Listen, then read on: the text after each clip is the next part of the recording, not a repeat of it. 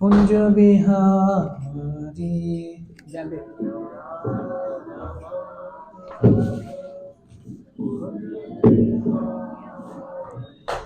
जय राधा माधव कुंज बिहारी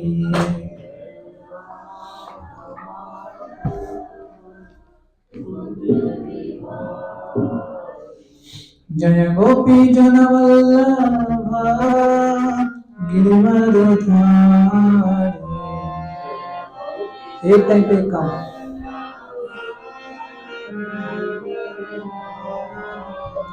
जय गोपी जन वल्लभ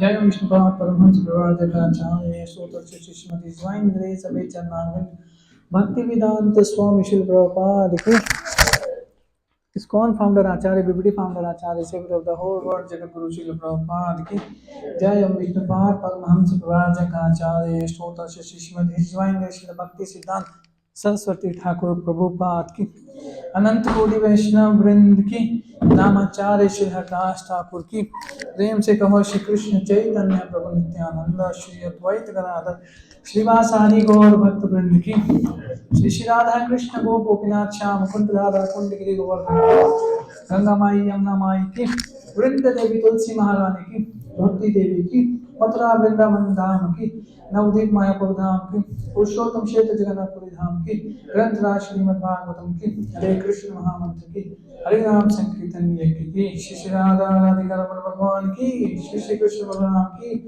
श्री श्री गौर निताय की श्री श्री जगन्नाथ बलदेव सुभद्रा महारानी की जगत गुरु श्रील प्रभुपाद की निताय गौर प्रेमानंदे all glories to December devotees all glories to December devotees all glories to December devotees all glories to Shri Shri Guru and Gauranga all glories to Srila Prabhupada की। तो शुरू करने से पहले हम भगवान से उनके भक्तों से प्रार्थना करेंगे ताकि हम सही समय पर सही चीज़ को समझने का प्रयास कर सकें। तो जिन जिनको प्रार्थना याद है वो पीछे पीछे दोहरा सकते हैं, बाकी हाथ जोड़ के प्रयास करेंगे। ओम अज्ञानतिमिरान्धस्य ज्ञानाञ्जनशलाकया चक्षुरुन्मिलितं येन तस्मै श्रीगुरुवे नमः।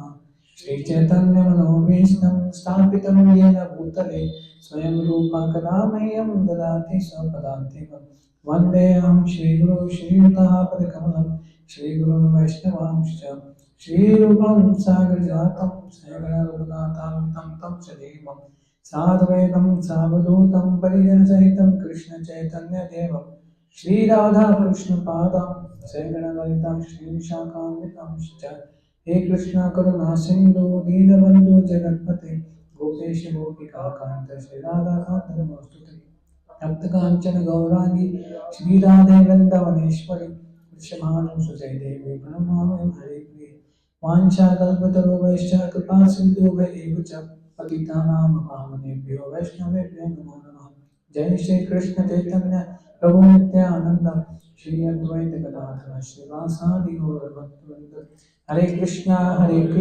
कृष्णा कृष्णा हरे हरे हरे राम राम हरे हरे नमो विष्णुपादाय कृष्णावष्टाय भूतले श्रीमते भक्ति वेदांत स्वामिने नामिने नमस्ते सारस्वते देवे गौरवाणी प्रचारिणे निर्विशेष शून्यवादी पाश्चात्य देशतारिणे नमो महावदान्याय कृष्ण प्रेम प्रदायते कृष्णाय कृष्ण चैतन्य नामिने गौतम नमः।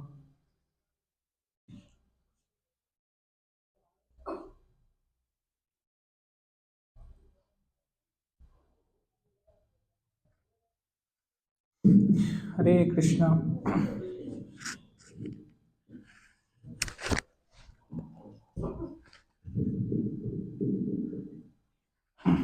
तो आप सबका स्वागत है आज की संध्याकालीन भगवत गीता कक्षा में। तो वैसे तो जो 9 दिन का हमारा सेशन चल रहा था, सॉरी आप लोगों का चल रहा था, मेरा नहीं, तो वो तो खत्म हो चुका है लास्ट क्लास में, है ना? ठीक बात है, पता है ना आप लोगों को? फिर ठीक है, लास्ट क्लास में वो खत्म हो गया है और आज का जो सेशन है बेसिकली कंक्लूडिंग सेशन होगा हमारा। मतलब कि पूरी भगवत गीता को जो है प्रयास करेंगे जितना भी हमारे पास समय है 40 मिनट में जो हमने पढ़ा है अभी तक समझा है उसको, और लास्ट में 5-7 मिनट में आपके कुछ क्वेश्चन होंगे। वैसे तो नहीं होंगे, आप सब विद्वान हैं, सब जानते हैं पहले से, तो क्वेश्चन नहीं होंगे। क्वेश्चन किन के होते हैं? नहीं, जिनको नहीं है समझ में आ रहा होता कुछ है ना? जो क्वेश्चन नहीं पूछता उसका मतलब क्या है? या तो सब साफ है या तो सब साफ है। समझ रहे हैं? दोनों मतलब, दोनों का अलग अलग मतलब है। सब साफ है, सब ऑल क्लियर, मतलब सब पता है, तो या तो कुछ नहीं पता, डिब्बा गोल है ना? तो इसलिए क्वेश्चन पूछना चाहिए। शास्त्र में बताया गया है कि प्रश्न पूछना is a symbol of intelligence. ये बुद्धिमत्ता का क्या है? लक्षण है प्रश्न पूछना। हमें झिझकना नहीं चाहिए और शर्माना नहीं चाहिए, प्रश्न पूछना चाहिए। हमारे एक के प्रश्न पूछने से क्या होता है, कितने लोगों के डाउट क्लियर हो जाते हैं, है ना? इसलिए प्रश्न पूछना चाहिए। बीच में हमने क्वेश्चन आंसर सेशन भी किया था एक, पिछली बार शायद, मेरे को याद है ना? हाँ भैया, ठीक। तो भगवत गीता में पहली क्लास में आप सब भी आए होंगे, आशा करते हैं, है? तो आप सब ने, हमें भी प्रभु जी ने जब सेशन लिया था तो चर्चा की होगी कि भगवत गीता में किन विषयों के बारे में चर्चा की गई है, कितने हैं और कौन कौन से हैं। पता है आप में से किसी ने? किसी ने गलती से भगवत गीता खोली हो घर जाके? करी ऐसी गलती किसी ने? नहीं करी? प्रभु जी मान रहा है। तो भगवत गीता में भगवान ने 5 विषयों के बारे में चर्चा की है पूरी भगवत गीता में, 700 श्लोकों में। वो 5 विषय कौन कौन से हैं? कॉपी पेन लाए हैं? Very good. तो कॉपी पेन लाए हैं तो आप नोट्स बना सकते हैं और भगवत गीता में भी पढ़ सकते हैं। अच्छा, 2 जनों के ऊपर एक डायरी है, वाह, ठीक है, अच्छा है। तो पहला है ईश्वर, क्या है? ईश्वर। फिर है दूसरा जीव, फिर है प्रकृति, नेचर। कितने हो गए? चौथा है काल, यानी कि समय, और 5वां है कर्म। इन 5 विषयों के ऊपर पूरी भगवत गीता में चर्चा हुई है भगवान के द्वारा विशेष रूप से, है ना। तो किन्हीं को याद है पहले जब पहला सेशन हुआ था उसमें पहले 2 अध्याय प्रभु जी ने में भी लिए होंगे, है ना, पहला और दूसरा, तो उसमें क्या चर्चा हुई थी? किन्हीं को याद है? कुछ नोट्स बनाए हो, खोलिए डायरी अपनी, इसने लिखा हो कुछ। हाँ जी। पहले अध्याय में तो अर्जुन का विषाद है। नहीं, मैं ये नहीं पूछ रहा था कि भगवान ने उसमें क्या बताया है, उसमें क्या, मैंने ये पूछा है कि प्रभु जी ने क्या चर्चा की थी। हाँ, तो फिर आप कैसे बताएंगे? क्या बताया था? बहुत अच्छा। चीटिंग कर सकते हैं, कोई बात नहीं, बताइए। बताया था कि कितने दिन तक भगवान से क्या अभिप्राय है। क्या अभिप्राय है भगवान से? और भी लोग कंट्रीब्यूट कर सकते हैं, बता सकते हैं बीच में। ठीक है। और बाकी सब छुट्टी पे थे? कुछ लोग मुंह छुपा रहे हैं ना पूछ ले, बताइए। ठीक है, कोई बात नहीं, माता जी ने बहुत अच्छा बताया। तो जो भगवत गीता का परिचय और आमुख है ना, उसमें श्री प्रभुपाद जी बताते हैं कि बेसिकली भगवत गीता की पृष्ठभूमि को तैयार करते हैं, है ना। भगवत गीता किस समय में और क्यों बोली गई और क्या जरूरत पड़ गई उसकी। तो जैसे कि माता जी ने बताया कि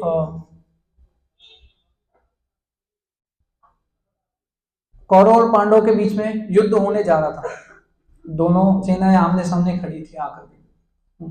क्यों हो रहा था उसमें नहीं जाएंगे, वो सब आप कई बार सुन भी चुके हैं और आगे भी सुनेंगे मे भी, और आप जानते भी होंगे।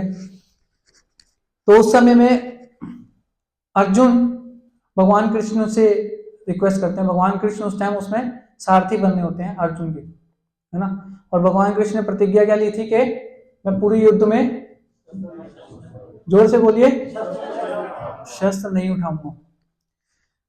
तो अर्जुन रिक्वेस्ट करते हैं, जब दुर्योधन आते हैं युद्ध से पहले भगवान के पास में रिक्वेस्ट करने के लिए, तो दुर्योधन भगवान से उनकी नारायणी सेवा को मांग लेते, सेना को मांग लेते हैं, नारायणी सेवा जो कभी किसी युद्ध में हारी नहीं आता, भगवान की सेना है। और अर्जुन भगवान से क्या मांगते हैं? भगवान कृष्ण को मांग लेते हैं कि आप हमारे साथ रहिए, है ना। और हमने लास्ट श्लोक में क्या पढ़ा था? भगवत गीता का जो लास्ट श्लोक है आखिरी 18 चैप्टर का, यत्र योगेश्वर कृष्ण यत्र पार्थ धनुर्धरा तत्र श्री विजयो भूति ध्रुवा नितिर्मतिर्मम। जहां पर भगवान कृष्ण है और जहां पर धनुर्धारी अर्जुन जैसे भक्त हैं, वहां पे श्री विजय ये निश्चित रूप से रहते हैं, है ना। और हम देखते भी हैं कि भगवान ने कैसे हर एक कदम कदम पे जो विपदाएं आई थी अर्जुन और पांडवों के जीवन में, उनको उनकी रक्षा की थी। तो पहले अध्याय में बेसिकली बताया गया कि कैसे सेनाएं दोनों आमने सामने आती हैं और सभी अपने अपने शंख बजाते हैं, दोनों सेनाओं के जो मेन जो महारथी होते हैं, सेना नायक होते हैं, वो सभी शंख बजाते हैं। कौरवों के बजाते हैं तो कोई ज्यादा उससे फर्क पड़ता नहीं है, पांडवों के बजाते हैं तो उनके हृदय विदीर्ण हो जाते हैं, इतनी हैवी शंखनाद होती है। तो वो भी एक सिग्नल बताया जाता है कि निश्चित रूप से पांडवों की विजय होगी इस युद्ध के अंदर। और ये बात संजय बता देते हैं पहले ही धृतराष्ट्र को, है ना। और उसमें मे भी शायद मैंने जब क्लास ली थी एक आदि तो उसमें चर्चा किया था कि पांडवों के और भगवान श्री कृष्ण के शंख का नाम भी मेंशन है पहले अध्याय के 15 नंबर श्लोक में और 16 नंबर श्लोक में, है ना। पांचजन्यम ऋषिकेशो देवदत्तम धनंजय पौंड्रम दद्मो महाशंखम भीम कर्मा वृकोदरम। इसमें भगवान कृष्ण, अर्जुन और भीमसेन उनके शंख के नाम बताएंगे, आप पढ़ सकते हैं, मैं डिटेल में नहीं जाऊंगा ज्यादा, नहीं तो आप मेहनत नहीं करेंगे, ठीक है। उसके बाद नेक्स्ट श्लोक में जो बचे हुए पांडव हैं, कौन कौन रह गए? नकुल, सहदेव, सुखदेव कौन बोल रहे हैं? नकुल, सहदेव और युधिष्ठिर महाराज, इनके बताए अनंत विजयम राजा कुंती पुत्र युधिष्ठिरा नकुलो सहदेवश्च सुघोषम मणिपुष्पको, ये इनके शंखों के नाम है ना। तो इस प्रकार से शंखनाद होती है। ऑलमोस्ट युद्ध शुरू ही होने वाला है। पहले अर्जुन ये दुर्योधन दिखाते हैं भीष्म पितामह के पास जाकर के देखिए आपसे हमारे से युद्ध कर, हमारे को किन किन से युद्ध करना है, किन किन से विजय प्राप्त करनी है हमारे को, और हमारी सेना में कौन कौन ऐसे महारथी हैं जिनके ऊपर हमारे को भरोसा है कि युद्ध जिताएंगे हमारे को। इस प्रकार से होता है। और इसी प्रकार से भगवान भी जो है अर्जुन को दिखाते हैं कि देखो तुमसे युद्ध करने के लिए कौन कौन आया है, किन किन से तुम्हें युद्ध करना। तो जब इस प्रकार से चल रहा होता है आपस में, तो अर्जुन एकदम से बेबिल्डर हो जाते हैं, घबरा जाते हैं। क्यों घबरा जाते हैं? क्योंकि सामने कौन है? उनके सारे के सारे रिलेटिव, उनके दादा परदादा, उनके ताऊ के बेटे, उनके चाचा के बेटे, उनके ताऊ, गुरुजन, दादा परदादा, ससुर, ये सब लोग युद्ध करने के लिए आए हुए हैं। तो अर्जुन एकदम हतोत्साहित हो जाते हैं और युद्ध करने से मना कर देते हैं। क्या कहते हैं? मैं युद्ध नहीं करूंगा। तो हमने पिछली क्लास में भी चर्चा की थी कि भगवत गीता किसके लिए बोली भगवान ने? किसके लिए बोली? जोर से बोलिए। मेरे लिए बोली, अर्जुन के लिए नहीं बोली। तो फिर भगवान जो है, क्योंकि हमारी भी ये स्थिति है, जब हमारे जीवन में भी कोई ऐसे उतार चढ़ाव आते हैं कि नहीं आते? या किसका जीवन है सीधा सीधा चलता रहता है, सुख ही सुख है, भगवान से जाके प्रार्थना करें, भगवान बहुत अच्छा चल रहा है, नौकरी भी अच्छी, इतना पैसा है, धन दौलत है ना, बहुत समय हो गया है दुख देखे हुए, अनुभव किए हुए, तो मैं चाहता हूँ आज मेरी पत्नी को सीढ़ियों से गिरा दो, मेरा एक्सीडेंट करवा दो, बच्चों को पेपरों में फेल करवा दो। कभी करता है कोई प्रार्थना ऐसे भगवान से जाके? या किसी को देखा हो सुना हो कभी? नहीं करते ना। यानी कि दुख और सुख जीवन में हर किसी के में चलता रहता है ना, ऊपर नीचे ग्राफ जैसे चलता है। तो इस प्रकार से भगवान फिर उनको भगवत गीता का ज्ञान देने लगते हैं, है ना। और सबसे पहले तो डांट लगाते हैं अर्जुन से। क्या कहते हैं? कि तुम्हारे हृदय में ये कलमश आया कैसे, ये दुर्बलता कैसे आ गई तुम्हारे हृदय के अंदर? तो डांट किसको लगा रहे हैं? किसको लगा रहे हैं? जोर से बोलिए। क्यों लगा रहे हैं? वास्तव में हम दुर्बल नहीं हैं, लेकिन हो जाते हैं मोह के कारण, इसलिए भगवान डांट लगा रहे हैं। और क्या बोलते हैं? प्रज्ञावादान से भाषण कैसे होता है? गता सून से नानु सोचंती पंडिता।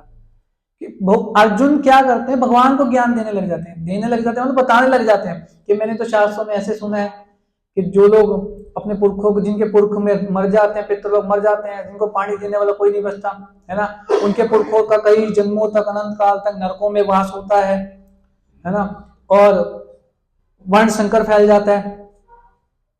बहुत ज्ञान देते हैं। तो भगवान क्या बोलते हैं? तुम बातें तो बड़ी बड़ी पंडितों की तरह कर रहे हो, लेकिन हो एक नंबर के मूर्ख। किसको बोल रहे हैं? हम भी ऐसे करते हैं ना, ज्ञान तो बांटते हैं, लेकिन अपने जीवन में जब उतारने की बात आती है तब बिल्कुल हतोत्साहित हो जाते हैं।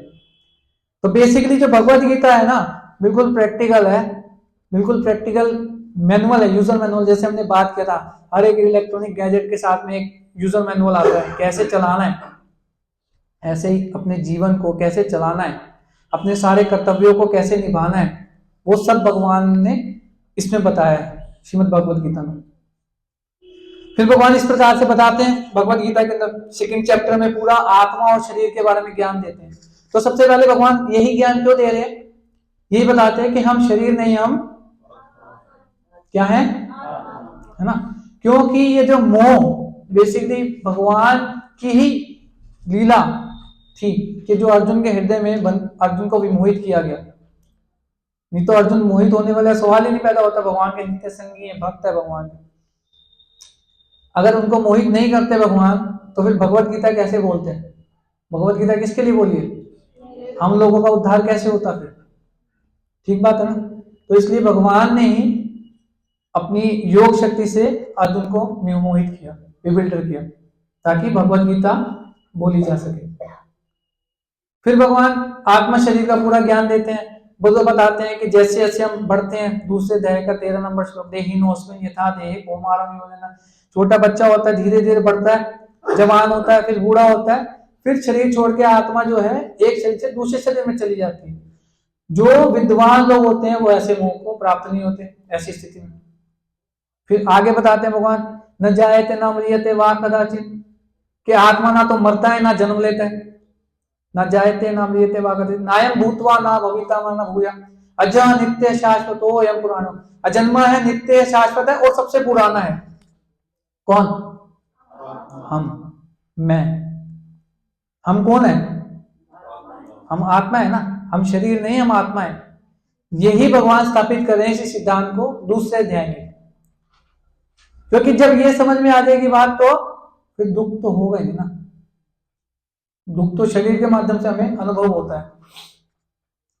इस प्रकार से भगवान बताते हैं। फिर आगे जाते हैं क्या, कि जिस प्रकार हम पुराने फटे वस्त्र को छोड़ देते हैं और नए वस्त्र धारण कर लेते हैं, उसी प्रकार से आत्मा भी नए वस्त्रों को, नए शरीरों को धारण करता है।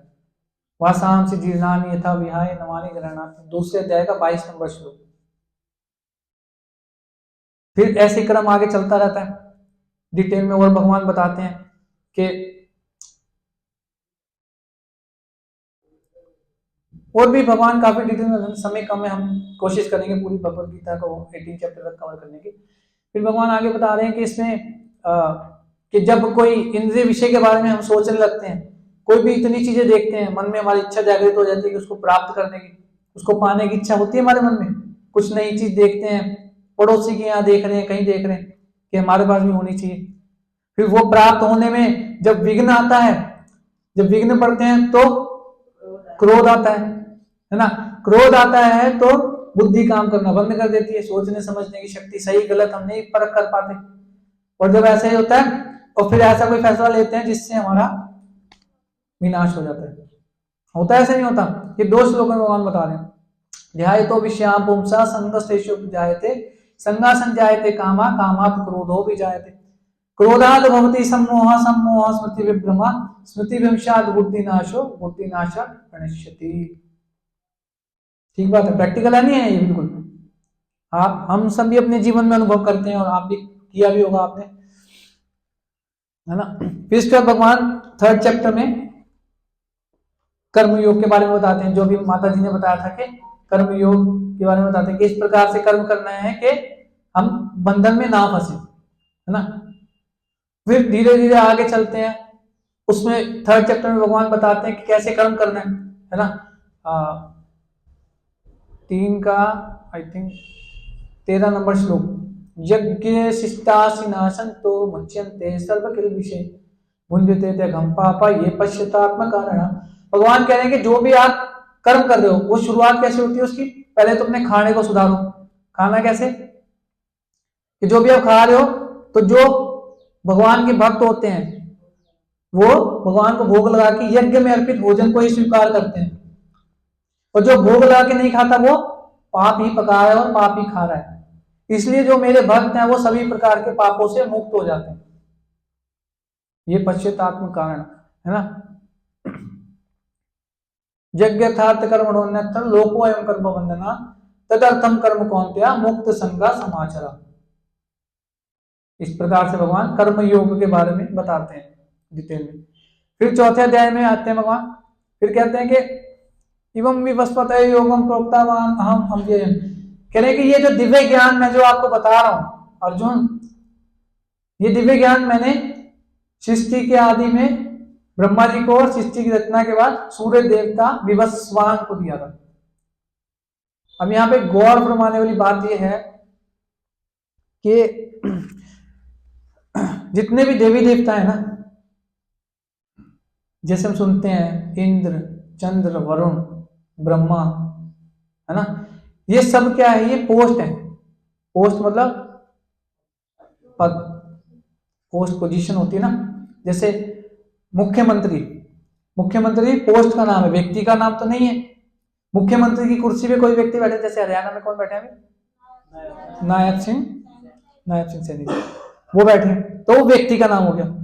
इसी प्रकार से भगवान कृष्ण बता रहे हैं कि जो सूर्य देवता है वो पोस्ट का नाम है, उनकी सीट पे कौन व्यक्ति बैठा हुआ है वो उसका क्या नाम है, विवस्वान, समझ रहे आप? ऐसे ही इंद्र पोस्ट का नाम है।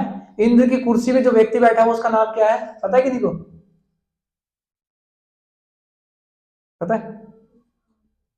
कोई भी नहीं, किसी को नहीं पता? इंद्र तो जानते हैं ना, इंद्र देवताओं के राजा हैं इंद्र। अच्छा, तुक्का नहीं लगाना है, टाइम कम है क्योंकि हमारे पास। तो मैं बता देता हूं उनका नाम है पुरंदर। भागवतम में आता है वर्णन, मैं अपने पास से नहीं बता रहा हूँ, घबराइए मत, मेरे को ऐसे मत देखिए उसमें, ठीक है?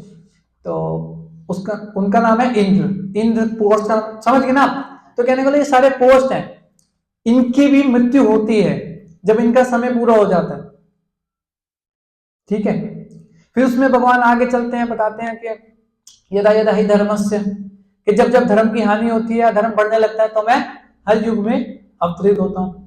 किस लिए आता हूँ? परित्राणाय साधूनां विनाशाय च दुष्कृतां, भक्तों की रक्षा करने के लिए, दुष्टों का असुरों का नाश करने के लिए, और धर्म संस्थापनार्थाय संभवामि युगे युगे, धर्म की दोबारा से स्थापना करने के लिए हर युग में मैं प्रकट होता हूँ, है ना? तो आ रहे हैं भगवान। अब कोई सोच सकता है भाई आ रहे हैं भगवान तो भैया हमारी तरह ही आ रहे हैं, तो भगवान कह रहे हैं नहीं, जन्म कर्म च मे दिव्यम एवं यो वेति तत्वतः, मेरा जन्म और मेरा कर्म दोनों ही दिव्य है, साधारण नहीं है। ये हमने चर्चा किया था पिछली क्लास में, कैसे भगवान का जन्म और कर्म दिव्य है। और क्या होगा, भगवान कह रहे हैं अगर इतना भी कोई जान ले, इतना भी कोई समझ ले, तो क्या होगा? त्यक्ता देहम पुनर्जन्म नैति मामेति सो अर्जुना। क्यों? अगर कोई इतना भी जान ले कि मेरा जन्म और मेरा कर्म दिव्य है, भगवान कह रहे हैं, तो क्या होगा? उसकी शरीर छूटने के बाद में उसको दोबारा इस भौतिक संसार में नहीं आना पड़ेगा, वो मुक्त हो जाएगा, है ना? तो इस प्रकार से भगवान आगे चलते हैं, बताते हैं फिर।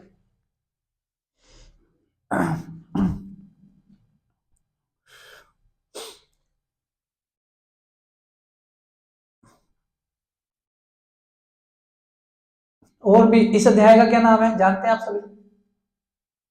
4th चैप्टर का हमें नाम भी पता होने चाहिए। इस अध्याय का नाम है दिव्य ज्ञान, है ना? भगवान ने विशेष रूप से दिव्य ज्ञान जो है किसको दिया है? किसको दिया है? 4th चैप्टर को दिया है,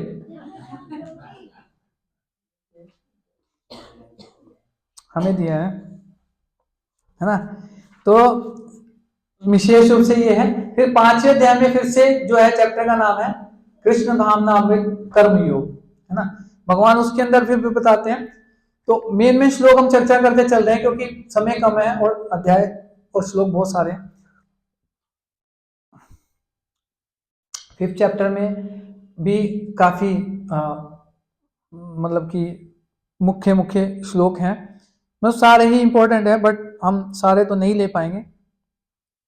तो 5th चैप्टर में भगवान बताते हैं कि शांति कैसे हम प्राप्त कर सकते हैं अपने जीवन में, है ना? उसका फॉर्मूला बताते हैं कि भगवान कह रहे हैं जो इतना जान ले, ये 3 बातें जान ले, केवल ये 3 बातें जान ले, वो अपने जीवन में शांति प्राप्त कर सकता है। क्या क्या है पता है किसी को? सुनिए, आपने पढ़ी है कभी भगवद गीता? पता है आपको? भगवान कह रहे भोक्ता राम यज्ञ तपसाम। भोक्ता मतलब कि भोगने वाला। कौन है?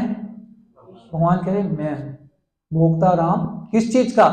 यज्ञ तपसाम, जितनी भी आप यज्ञ करते हो, तपस्या करते हो, पूजा अर्चना जो भी करते हो, मैं भोगता हूं। और क्या है दूसरा? सर्वलोक महेश्वर। क्यों भोगता है भगवान? उसका कारण क्योंकि सारे के सारे लोगों का महेश्वर मैं हूं, भगवान ऐसा बोले। और यही बात ब्रह्मा जी भी ब्रह्म संहिता के पहले अध्याय 5वें अध्याय के पहले श्लोक में बोलते हैं, ईश्वरा परमा कृष्णा। जो परम ईश्वर है वो कौन है? भगवान श्री कृष्ण।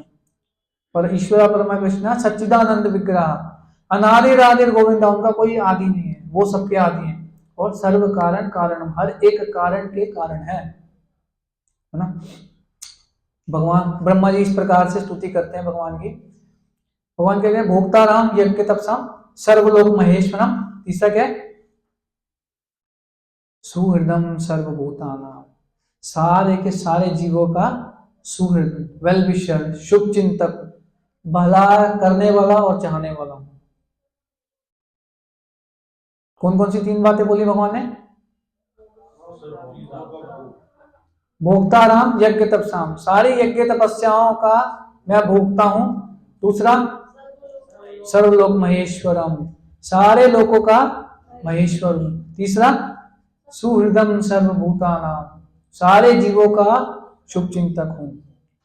आगे क्या कहता है? ज्ञात्वा माम, जो इस प्रकार से मुझे जानता है, ज्ञात्वा माम क्या करता है? शांति मृच्छति, उसके जीवन में शांति आ जाती है। आप थोड़ा थोड़ा आगे आ सकते हैं ताकि पीछे वालों को डिस्टर्ब ना हो, कोई आए तो ना आराम से बैठ आगे बैठ सकते हैं। इस प्रकार से भगवान बताते हैं ना। फिर 6 चैप्टर में भगवान आगे जाके बताते हैं कि मन के बारे में, है ना, मन को कैसे हम नियंत्रित कर सकते हैं। अर्जुन इवन बोलते हैं कि मैं वायु कंट्रोल कर सकता हूँ, मन बस में नहीं है मेरे, बस कंट्रोल करना। फिर भगवान उसका तरीका बताते हैं कैसे, अभ्यास से कौनत्या वैराग्य च गृह्यते, अभ्यास से और वैराग्य से आप मन को काबू में कर सकते हैं। और भी पूरा चैप्टर ही भगवान ने मन के ऊपर बोला है, क्योंकि वो योग के ऊपर है ना। और सर्वश्रेष्ठ योगी के बारे में भगवान 6 अध्याय के आखिरी श्लोक में बताते, कहते योगी नाम अपनी सर्वेशाम, टॉप मोस्ट योगी कौन है? सर्वेशाम मद्गतयन अंतरात्मना, जो मेरे शरणागत होकर के जो है भजन पूजन करता है, ध्यान को मेरे ऊपर लगाता है। मद्गतयन अंतरात्मना श्रद्धावान भजते योमान, पूरी श्रद्धा के साथ मेरा भजन करता है। श्रद्धावान भजते यो मां समय युक्त तमो मत, ऐसा मेरा मत है, भगवान बोल रहे हैं। सो टॉप मोस्ट योगी बता रहे हैं ना। तो इस प्रकार से भगवान वहां पे कंक्लूड करते हैं। अब 7 से लेकर के जो 12 तक अध्याय है ना, डेट इज भक्ति योग। वो भक्ति के बारे में भगवान डिटेल में चर्चा करते हैं, है ना। तो मैं इकट्ठा करके चलता हूँ, समय कम है ना। तो उसमें डिटेल में भगवान बताते हैं, मुख्य रूप से 9वां अध्याय जो है पूरी भगवत गीता का सेंटर है ना, सेंटर है 18 अध्याय में से बिल्कुल मध्य में, और सबसे इंपॉर्टेंट है। इस अध्याय का नाम भी देखेंगे अगर आप तो क्या है पता है किसी को? भगवत गीता आप लोगों के हाथ में, मेरे को देख रहे हो आप? भगवत गीता में देखेंगे तो होगा माता जी। किसके पास है भगवत गीता? बोलिए फटाफट, थोड़ी मेहनत कीजिए।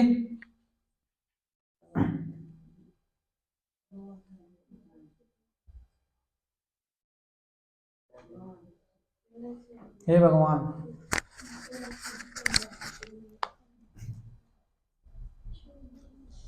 परम गुह्य ज्ञान, top most transcendental knowledge, confidential knowledge है। ठीक है, मैंने बताया वही है माता जी, इसमें वही लिखा होगा। ठीक है, परम गुह्य ज्ञान, ये मोस्ट इंपॉर्टेंट चैप्टर है। इसमें भगवान बता रहे हैं कि उनको क्या क्या प्रिय है, कौन से भक्त उनको प्रिय है, और उनको जो प्रिय भक्त हैं उनकी क्रियाएं क्या क्या होती है, वो क्या क्या करते हैं, है ना। और भगवान अपनी पसंद भी बता रहे हैं, है ना, कैसे वो खाते हैं। पत्रम पुष्पम फलम तोयम यो मे भक्त्या पृच्छति तद अहम भुक्ति उत्तरतम अश्नामि प्रेतात्मना।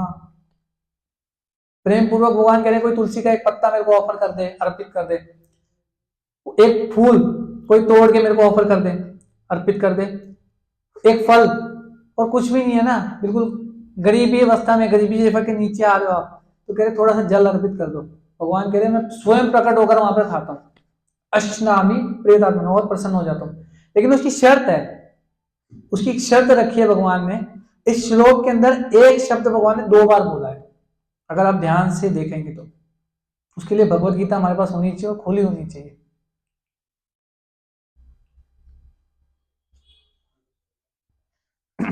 अब कोई बोल सकता है ना प्रभु जी मेरे पास भगवत गीता है लेकिन खुली नहीं ना, इसलिए मैंने साथ में बोला खुली भी होनी चाहिए।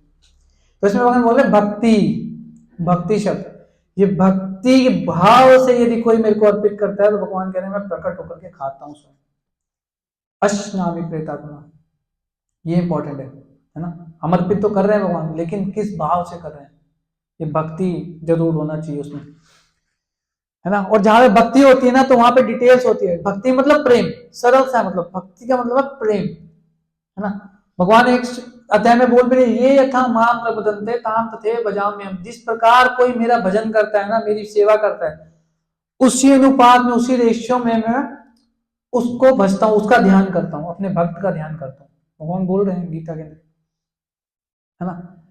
और भी बहुत सारे भगवान बोल रहे हैं, उसमें बता रहे हैं कि जो देवताओं की पूजा करते हैं वो देवताओं के लोक में जाते हैं, भूत प्रेतों यक्षों की पूजा करने वाले उनके पास जाते हैं,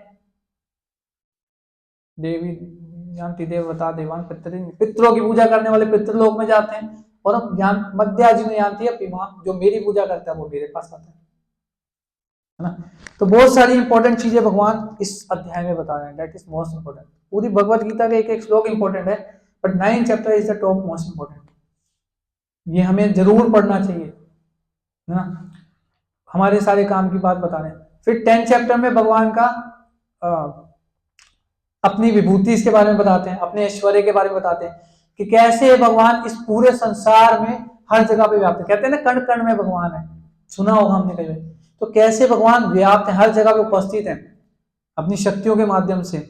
किसमें क्या है वो डिटेल में भगवान 10 चैप्टर में बताते हैं, है ना।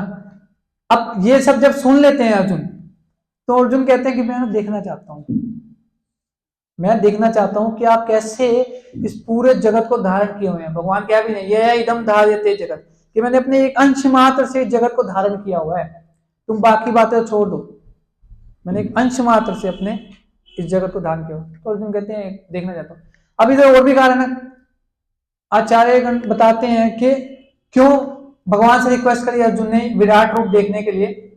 क्योंकि भक्त होते हैं, उनको विराट रूप से कुछ ज्यादा लेना देना नहीं है, वो भगवान के श्याम सुंदर द्विभुज रूप से ही देख करके संतुष्ट रहते हैं, क्योंकि सर्वाकर्षक है भगवान। विराट रूप बहुत भयानक है भगवान का। भगवान 11 चैप्टर में जब दिखाते हैं विराट रूप, तो अर्जुन को बोलते भी हैं कि कालोस्मि लोकक्षय, मैं काल हूं, काल बनकर आया हूं और सब लोगों को निगल जाऊंगा, मार दूंगा, यानी कि सबको। अर्जुन को बोल भी रहे हैं। जब अर्जुन पूछते हैं कि आप कौन है, वो डर जा, अर्जुन भी डर जाते हैं, कांपने लग जाते हैं देख करके, डरावना कौन है यार। तो और दूसरा कारण ये है क्योंकि अर्जुन ये भी जानते थे कि हाँ आगे कौन सा युग आ रहा है, कलयुग आ रहा है, और कलयुग में हर दूसरा व्यक्ति मुंह उठा के बोल देगा मैं भगवान हूं। सच बात है कि नहीं, हर कोई मुंह उठा के बना खड़ा होगा कि मैं भगवान हूं, है ना। अभी भी ऐसा बताते हैं कि आज की डेट में भी 3-4 विष्णु घूम रहे हैं, 7-8 शिवजी जी बने घूम रहे हैं, है ना, 1-2 कलगी अवतार हैं, सब घूम रहे हैं। एक बार एक टीवी चैनल पे आए थे, आपस में लड़ रहे थे वो लोग, सारे भगवान है ना। तो दूसरा कारण क्या था, अर्जुन ने क्यों रिक्वेस्ट करी भगवान से, इससे रिक्वेस्ट करी कि यदि भविष्य में अगर कोई बोलता है कि मैं भगवान हूं या अवतार हूं, तो उनको बोल सकते हैं आप अपना विराट रूप दिखा दीजिए हमारे को, हम मान लेंगे भगवान। क्योंकि भगवान के अलावा किसी की हिम्मत है कोई दिखा दे विराट रूप, कोई नहीं दिखा सकता। तो यदि कोई ऐसा दावा करे तो हम उनसे बड़े प्रेम से निवेदन कर सकते हैं, आप अपना विराट रूप दिखा दीजिए। ठीक बात है कि नहीं, तो वही दूध का दूध और पानी का पानी हो जाएगा। क्योंकि भगवान के जितने भी अवतार होते हैं ना, उन सब का वर्णन पहले से शास्त्र में मिलता है। अभी जैसे कल के अवतार होने हैं, चैतन्य महाप्रभु आए, इनका भी वर्णन शास्त्रों में मिलता है, भागवत पुराण में भी है, नरसिंह पुराण में भी है ना। तो ये वर्णन होता है पहले, कहाँ पे आएंगे, किनके घर में आएंगे, कौन सी जगह पे आएंगे, कौन उनके माता पिता होंगे, ये पहले से डिस्क्रिप्शन होता है शास्त्र में। ठीक है, वो 11 चैप्टर हो गया। अब 12 चैप्टर पूरी भगवत गीता का सबसे छोटा चैप्टर है, सबसे कम श्लोक है इसमें। भक्ति योग चैप्टर का नाम है। कितना इंपॉर्टेंट है भक्ति योग, है ना। अब इसमें भगवान डिटेल में बताते हैं कि जो ये काम करते हैं ना वो मुझे प्रिय है, जो ऐसा करता है जिसमें ये गुण है वो मुझे प्रिय है। ये भगवान क्लियरली बोल रहे हैं, आप पढ़िए चैप्टर, मैं सारा नहीं बताऊंगा, फिर आप पढ़ेंगे नहीं ना। पढ़ेंगे, देखो हाँ भी नहीं बोल रहे, पढ़ेंगे कहां से, झूठे मुंह यहाँ नहीं बोलते, नीचे कर लेते हैं, मुंह छुपा लेते हैं ऐसे करके। ये बहुत बढ़िया, कोशिश करेंगे। ठीक है, फिर 13 चैप्टर प्रकृति जीव, और क्या नाम है इसका, प्रकृति जीव। मतलब भगवान प्रकृति के बारे में बता रहे हैं कि ये प्रकृति कैसे कार्य करती है ना। जिसमें भगवान बोलते हैं कि लास्ट में, फिर बीच में बताते हैं भगवान की ये जो प्रकृति है मेरी अध्यक्षता में ही कार्य करती है। मतलब कि कंट्रोल कौन करता है अल्टीमेटली, भगवान कृष्ण। भगवान कह रहे हैं मया दक्षिण प्रकृति, मेरी अध्यक्षता में, सूयते सचराचरम हेतु नानेन कौन्तेय जगत द्वि परिवर्तते, ये सारी प्रकृति मेरी अध्यक्षता में कार्य करती है ना। प्रकृति के 3 गुण हमने, आपने सुना भी होगा, प्रभु जी ने भी चर्चा किया होगा, सत्वगुण रजोगुण और तमोगुण, है ना। इन 3 गुणों के अंदर बंध के हर एक जीव जो है कार्य करता है ना। फिर इसके बाद 14 चैप्टर में भगवान बताते हैं प्रकृति के 3 गुणों के बारे में ही डिटेल में चर्चा करते हैं, है ना, कि कौन कौन से गुण होते हैं, कैसे कैसे वो कार्य करते हैं और कैसे जीव उनके इशारों पे नाचता है, हर एक जीव, और कैसे उनसे बाहर निकल सकते हैं। भगवान बोलते हैं त्रय गुण विषय वेदा निश्चय गुण भव अर्जुन, इन तीनों गुणों से ऊपर उठना है हमारे को, क्योंकि तीनों ही गुण बांधने का कार्य करते हैं इस भौतिक संसार में हर जीव, है ना। फिर 15वां अध्याय है पुरुषोत्तम योग, ये भी 2 नंबर का छोटा चैप्टर है ना। उसमें टॉप मोस्ट भगवान बताते हैं, पुरुष अपने बारे में वर्णन करते हैं। फिर 16 चैप्टर दैवी और आसुरी प्रकृति। तो पहले के 3 श्लोकों में भगवान दैवी गुणों के बारे में बताते हैं, अभ्यम सत्व संशुद्धि ज्ञान योग व्यवस्थिति दानम दमश्च यज्ञश्च स्वाध्याय पार्थ। तो ये दैवी जो देवताओं के गुण लेकर के प्रकट होते हैं उनके बारे में वर्णन करते हैं। और फिर आई थिंक 4थे श्लोक से लेकर के आखिरी श्लोक तक भगवान पूरा जो है असुरी गुणों के बारे में बताते हैं, यानी असुरी गुण ज्यादा है। और फिर भगवान बोलते हैं कि अर्जुन तुम घबराओ मत, क्योंकि तुम दैवी गुणों के साथ प्रकट हुए हो, जन्म लिया है, तुम दैवी गुण लेकर के जन्म हुए हो, तो तुम मत घबराओ। और फिर हमने 16वें अध्याय का 23 नंबर श्लोक भी चर्चा किया था कि जो शास्त्रों के विरुद्ध जा करके अपने मनमाने ढंग से कार्य करता है उसको ना तो सुख मिलता है जीवन में, ना सफलता मिलती है, और ना मरने के बाद परम गति प्राप्त होती है ना। फिर 17 और 18 हमने लास्ट क्लास में लिया था, 17 और 18 चैप्टर, है ना, मैंने लिया था। उसमें भी भगवान बताते हैं 17 चैप्टर में कि अर्जुन प्रश्न पूछते हैं कि जो इन तीनों गुणों में कार्य कर रहा है और वैसे तो उसकी स्थिति कौन सी है, वो कौन से गुण में है, कैसे समझे उसको। तो भगवान उन डाउट्स को पूरा करते हैं, उनके क्लियर करते हैं जो अर्जुन के संशय होते हैं। और फिर 18 चैप्टर में हमने 2 श्लोकों को लिया था, मुख्य रूप से 3 श्लोकों को। मन मना भव मत भक्तो मद्याजी माम नमस्कुरु मामे वैश्यसी सत्यम ते प्रति जानो प्रियोसी में। क्या करना पड़ेगा हमारे को, 4 कार्य 5 कार्य बताए थे भगवान, हमने डिटेल में चर्चा किया था इस बारे में। मुझ में मन लगाना है, मन मना भव मत भक्तो, मेरा भक्त बनना है, मुझे नमस्कार करना है और मेरी पूजा करनी है। ऐसा करने से क्या होगा, भगवान कह रहे हैं मैं प्रसन्न हो जाऊंगा। फिर क्या होगा, कैसे होगा, कैसे माता जी कैसे, बोल दो, जो जो सुना सब बोल दो, जोर से बोलिए।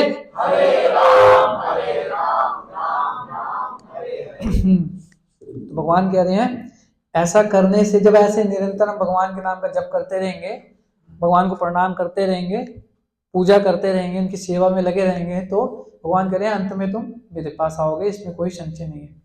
और कैसे होगा, सर्वधर्मान परित्यज्य माम एकम शरणम व्रज। भगवान कह रहे सारे फालतू के चक्करबाजी छोड़ के मेरी शरण में आ जाओ। और हमने इसमें चर्चा किया था कि ये माम शरण भगवान जो बोले मेरी शरण में आना, उसको कैसे करना पड़ेगा, माम को नाम से रिप्लेस कर देंगे कि नाम एकम शरण व्रज, कि हरि नाम के माध्यम से जब भगवान की हम शरण ग्रहण करेंगे तो भगवान कह रहे हैं कि सारे पापों से मुक्त कर दूंगा। आगे क्या हो रहा है, मां शुचा डरो मत, भगवान पूरी गारंटी दे रहे हैं डरो मत। और फिर लास्ट में भगवान इसी में एक और श्लोक इंपॉर्टेंट है, भगवान कह रहे हैं एकदम परमम गुह्यम, ये जो परम गुह्य ज्ञान है, ये भगवत गीता का जो ज्ञान है, परम गुह्य ज्ञान है, ये यदि कोई, आई थिंक 18.68 है ये श्लोक नंबर, आप पढ़ सकते हैं। ये किसी दूसरे को जाकर के बताता है ना कोई, भगवान कह रहे हैं उससे ज्यादा प्रिय ना कोई मेरे को हुआ है ना कभी कोई होगा। मजे की बात है। अब आप सोच सकते हैं हम प्रिय तो बनना चाहते हैं, आप प्रिय बनना चाहते हैं भगवान के, कौन कौन बनना चाहते हैं प्रिय भगवान का, देखो हाथ पूरा नहीं उठा पा रहे, पूरे ये बनना है हमारे को, ऐसे उठाने पड़ेंगे दोनों। और क्या बोलना पड़ेगा, हरे कृष्णा कृष्णा कृष्णा हरे हरे, हरे राम राम राम हरे। ये तो है पहला तरीका। दूसरा तरीका क्या है, भगवान क्या बोल रहे हैं, जो ये ज्ञान दूसरों को जाकर बताते हैं, प्रभु जी हम कैसे बताएंगे, हमें खुद ही ना पड़ी भगवत गीता। सच बात है कि नहीं, है ना। तो सबसे अच्छा तरीका क्या होता है, बुक डिस्ट्रीब्यूशन। भगवत गीता अभी क्या होता है, गीता जयंती आ रही है जैसे हम लोग जानते हैं, तो हर एक इस्कॉन के केंद्र में, मंदिर में भक्त लोग पूरा महीना, ज्यादातर भक्त तो बाहर ही रहते हैं, और बाहर जाकर के सभी लोगों में जाकर के इस ज्ञान का वितरण करते हैं, भगवत गीता का वितरण करते हैं, अन्य लोगों को भगवान से जोड़ते हैं। जब ऐसी तपस्या करते हैं, तपस्या तो कुछ भी नहीं है, देनी तो है हमने जाकर के उनको, बताना है और देनी है उनको, और जो लेगा वो कभी ना कभी जीवन में जरूर पड़ेगा, पड़ेगा, उसको भी पता लगेगा भगवान कौन है, हम कौन है, क्या करना है। तो भगवान कह रहे हैं ऐसा भक्त मुझे इतना प्रिय है, उससे दूसरा प्रिय कोई नहीं है, खुद बोल रहे हैं भगवान। तो क्या आप लोग भाग लेंगे भगवत गीता मैराथन में? देखो इतने ठंडे होके भाग लेंगे, कौन कौन लेंगे भाग? हरी बोल। तो अभी प्रभु जी आ गए हैं, आगे की चर्चा जो है प्रभु जी करेंगे, थोड़ी सी आप लोगों के लिए कुछ इंपॉर्टेंट जानकारी देनी है वो देंगे। प्रभु जी के लिए मैं जोर से हरे कृष्ण मंत्र बोल रहा हूं। हरे कृष्णा कृष्णा कृष्णा हरे हरे, हरे राम राम राम हरे हरे। इस बीच जगत में तो जाते प्रभु की